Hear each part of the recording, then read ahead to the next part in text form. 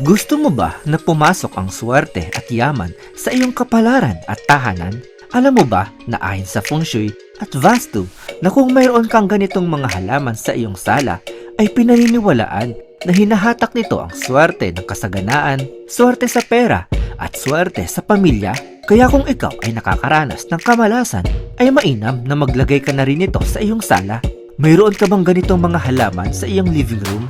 Kaya bago ang lahat ay pakipindot mo muna ang subscribe button at bell icon para palagi kang updated sa mga bago kong upload na video. Number 5. Kalancho. Ayon sa prinsipyo ng Feng Shui, ang paglalagay ng kalancho na may bulaklak sa living room ay nagdadala ng masigla at buhay na enerhiya o yang energy sa loob ng tahanan. Dahil ito ay namumulaklak, sumisimbolo ito ng pag-usbong ng magagandang oportunidad, pagyabong ng relasyon at pag-angat sa kabuhayan. Sa Feng Shui, ang mga halamang may matingkad na kulay ay itinuturing na pampasigla ng chi o life force energy, lalo na kapag inilagay sa lugar kung saan madalas magtipon ang pamilya, kagaya ng ating sala. Pinaniniwalaan na ang kalancho na may kulay pula, rosas o dilaw na bulaklak ay nakakaakit ng swerte sa aspeto ng kasiyahan at pagkakaisa ng pamilya. Ang pula ay para sa good fortune at ang rosas para sa harmonious relationship at ang dilaw ay para sa stability at prosperity.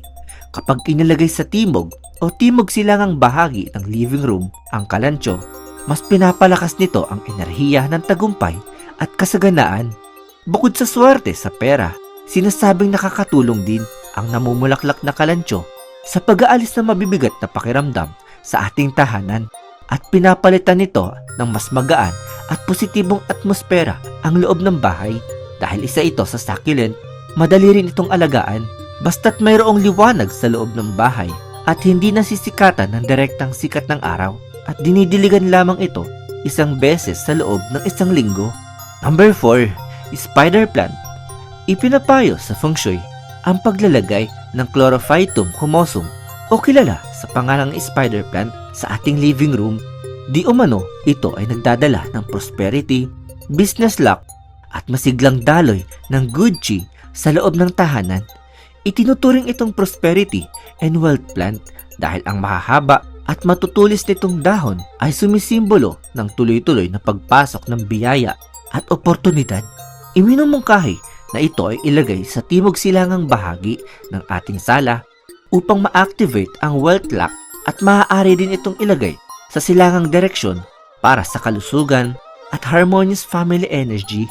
Swerte rin ang spider plant kapag ginawang centerpiece sa ating mga mesa dahil nagsisilbi di umano itong focal point ng positibong enerhiya na kumakalat sa buong silid. Bukod sa swerte sa pananalapi, kilala rin ang spider plant bilang isang best air purifying plant, kaya nakakatulong din ang spider plant na luminis ng hangin at magkaroon ng preskong enerhiya sa loob ng bahay. Number 3. Bromeliad. Sa Feng Shui, itinuturing na makapangyarihang pampasigla ng positibong enerhiya ang paglalagay ng bromeliad sa ating living room ngayong year 2026. Ang makukulay at matitingkad nitong dahon at bulaklak ay sumisimbolo sa kasiyahan, tagumpay at mabilis na pag-usad ng mga plano sa ating buhay. Kapag ito ay namulaklak, pinaniniwalaan na mas pinapalakas di umano nito ang enerhiya ng aggressive progress o ang pagpapabilis ng pagpasok ng swerte sa pera, pag-ibig at career growth. Mainam na ilagay ang bromeliad sa timog na bahagi ng ating sala upang mas ma-activate ang fame at recognition luck, at maaari din itong ilagay sa timog silangan para sa wealth at prosperity. Maaari rin itong ipwesto malapit sa bintana na mayroong liwanag ngunit indirect light upang manatiling aktibo ang chi energy nito. Sinasabi rin na mayroong mirror effect ang swerte ng bromeliad kapag ito ay iniregalo sa iyo. Sinasabi sa Feng Shui na parehong nakakatanggap ng biyaya ang nagbigay at ang tumanggap ng bromeliad. Madali itong alagaan at paramihin sa pamamagitan ng mga pops o yung mga usbong nito, at bagay na bagay ang halamang ito bilang indoor plant na nagbibigay ganda at tuloy-tuloy na sigla at swerte sa ating bahay. Number 2, Money Tree. Ang paglalagay ng money tree sa ating living room ay swerte dahil pinapaniwala ang hinihigop at iniipon nito ang positibong enerhiya na pumapasok sa tahanan ngayong taon. Madalang itong mawala sa mga listahan ng mga lucky plant at classic na itong matatawag ang Pachira aquatica o mas kilala bilang money tree at good luck tree ay pinaniniwala ang malakas humatak ng kasaganaan at oportunidad ngayong taon dahil ang mga dahon at katawan nito ay sumisimbolo ng tuloy-tuloy na paglago ng pera at tagumpay. Para ma-activate ang swerte nito kapag inilagay sa iyong sala, mainam itong ilagay sa timog silangang bahagi ng ating living room upang mas mahatak ang wealth luck at magandang daloy ng enerhiya at pwede rin sa tabi ng front door sa ating living room.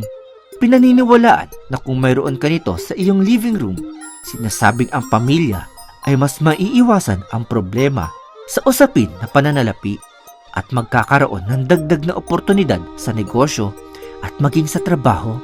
Ang Pachira ay sinasabing naglalabas ng enerhiya ng kasaganaan, growth at pagkakaisa, kaya ideal din itong ilagay malapit sa pintuan, ngunit hindi sa direktang sikat ng araw at napakadali lamang alagaan ng halamang ito at gustong-gusto nito ng maliwanag na pwesto na may indirect sunlight dahil ang mga dahon nito ay maaari masunog sa direktang sikat ng araw kung ang iyong money tree ay nasa murang edad pa lamang. Number 1, Potos. Ayon sa Feng Shui, ang pagkakaroon ng potos plant sa sala o living room ay pinaniniwala ang itong nakakaakit ng yaman, kasaganaan at maayos na daloy ng enerhiya sa loob ng tahanan ngayong taon. Ang Epiprenum aureum o mas kilala bilang golden potos ay isa ring money plant na mainam na ilagay lalo na sa pagsisimula ng taon dahil sinisimbolo nito ang tuloy-tuloy na pagdaloy ng pera at oportunidad. Sinasabing swerte ang kulay ginto ngayong taon, kaya ang natural na golden variegation ng potos ay kumakatawan sa liwanag, tagumpay at pag-angat ng kabuhayan. Bukod sa pag-akit ng yaman, pinaniniwalaan din ito na nakababawas ng stress at pagkabalisa ng mga tao sa loob ng tahanan at nagdadala di umano ng mas maayos na samahan sa pamilya. Dagdag pa rito, ayon sa Feng Shui, nakakatulong din ang potos sa pagharang ng mga negatibong enerhiya at ito ay nagpoprotekta sa tahanan lalo na kung ito ay nakapwesto malapit sa entrada o sa bintana. Maaaring itanim at patubuin ang golden potos sa paso o gawing hanging plant sa ating living room upang mas maging malaya ang pagdaloy ng vines na sumisimbolo sa walang patid na biyaya. Bukod sa swerte sa pera, dinadagdagan din ito ang swerte sa bagong oportunidad at paglawak ng koneksyon sa negosyo. Sobrang dali lamang alagaan ng halamang ito, kaya akmang-akma para sa mga nagsisimula pa lamang na plantito at plantita. Basta't ang potos ay ilalagay sa maliwanag, ngunit indirect light at huwag sosobrahan ang halamang ito sa dilig.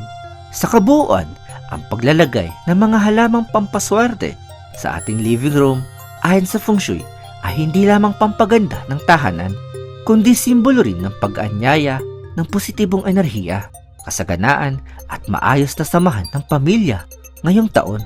Ang bawat halaman ay may kanya-kanyang enerhiyang dala na pinaniniwalaan na mayroong swerte para sa yaman, kalusugan, pag-ibig at tagumpay na mas napapalakas kapag inilagay sa tamang direksyon ayon sa Feng Shui. Higit sa lahat, ang tunay na swerte ay nagmumula pa rin sa sipag, positibong pag-iisip, pagkakaisa sa loob ng bahay at ang mga halamang ito ay nagsisilbing gabay at paalala ng patuloy na paglago at pagyabong ng ating buhay. Isang episode na naman ang natapos sa linggong ito. Hangat kong nabigyan kita ng mga ideyang makabuluhan. Kung ikaw ay may mga topic at katanungan na gusto mong mabigyan ng linaw, ay comment mo lamang yan at aking susubukang bigyan paliwanag ang iyong gusto maging paksa para sa susunod na episode ng Ideya PH. Kaya huwag kalimutang pindutin ang subscribe at pakipindot na rin ang bell icon para lagi kang updated sa mga bago kong upload na video.